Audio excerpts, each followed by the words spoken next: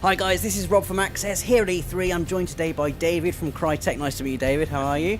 And we've just seen our first ever demo for Hunt, which is, well, I'll let you explain what Hunt is. Sure. Hunt's a cooperative action RPG where you play a hunter in the 1880s hunting down and killing mythical creatures. That seems very specific, the 1880s and mythical creatures. What was the thought process behind setting it in the 1800s and, you know, introducing that element of fantasy into it as well? Yeah, I think really the time period's interesting in that there's a lot of cool technological advancement, but at the same time it's still kind of old world. So we imagine this world where there's guns and budding electricity and trains, but at the same time there might be monsters still lurking in the swamp, in the mountains, in various dark places of the earth. So it was a compelling time period to set it in. Sure, and this is a 4-player co-op as well. How's the co-op going to work? Do people choose like a preset class? Will there be any kind of customization involved? You know, how does the 4-player element work? Yeah, you have full control of your character. You can pick their look, their costume, the weapons they carry, all that kind of stuff. So there's not preset characters or anything like that. You basically build your own character within the world. And I guess you get like different types of weapons, range weapons, close-up weapons. You know, what does strategy play quite a big element in hunting down the creatures that you're after? Sure, absolutely. I mean, like I said, you customize the loadout, what kind of weapons you have, abilities, and that sort of thing, and that's where the RPG aspects come into play. So you mentioned the RPG aspects there. Is there going to be like how do you progress? Is it like a leveling up system? Do you unlock stuff? You know, how does that kind of work? Sure. No, anyway, I mean, we're not talking about progression mechanics, Okay. But yeah, I mean, what you could imagine an RPG, our own take on it, essentially. Cool. And in the demo we saw us fighting, like there was a kind of big fight, and then we kind of got to the boss at the end. Can you just give us like a brief example of how like a typical mission in Hunt would play out?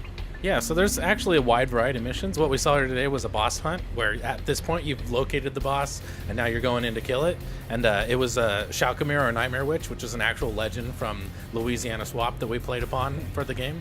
And that's a big theme in the game. We're trying to pull in myths and legends from around the world, and those are the types of things you're fighting. Awesome. So what are we going to see? Like, you know, werewolves, zombies, vampires, that kind of thing in there? Anything you could imagine, yeah. I mean, our intention is to make a very international game, so there'll be locations from all around the world, and we'll play upon local myths and legends, and that's the type of stuff you'll be fighting, absolutely. And could you give us like a brief run through of the boss fight we saw there? The witch looked like she had some, you know, pretty scary powers as well. She was, you know, really shook it up from just, you know, shooting the regular guys that we saw before. Sure, yeah. In this case, you know, one thing we want to do is incorporate a lot of co-op mechanics into the fights. And in this fight, the witch actually pulls one of the players into her witch realm, and that player is the only one that can see her. So they're in the situation where they kind of have to shoot the witch, and every time they shoot her, she appears for everybody else for a brief moment.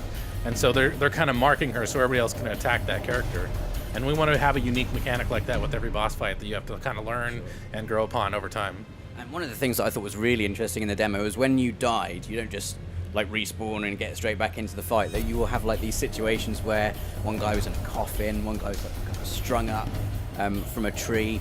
So why did you decide to put that in? Was it kind of a reaction to thinking that maybe respawning just makes things a bit too easy? Did you want to make that a bit more challenging? Yeah, I mean, at the end of the day, we wanted the game to be challenging, so we want the player to die a lot. But we didn't want it to be frustrating, so we built a mechanic in where, okay, you die a lot, but the players have a chance to rescue you. And then we thought it'd just be cool to have unique rescue situations, like, oh, I'm tied up in a tree, or they got me in a big giant saw blade, or I'm in a coffin, or something where they have to actually get to you, rescue you, and then you can continue on and fight with them. And I guess that makes dying also quite exciting as well, because we saw like an upside down view from the guy who was strung up. So I guess when you're in that kind of respawn position, there's like a built-in tension to that situation where you're thinking, oh god, are we just going to get wiped out here? Yeah. Is that kind of the thing you were going for there? Oh, absolutely. I mean, sitting inside a coffin, like staring through the little slit and trying to figure out what's going on, why people are fighting around you is really cool. You see creatures coming by, you see everything going on outside. But yeah, it's definitely a cool perspective. So you've been working on the game for a year so far. What kind of time do you reckon we're going to be getting our first hands-on with Hunt? We should be having hands-on pretty soon. I don't know exactly when, but definitely soon.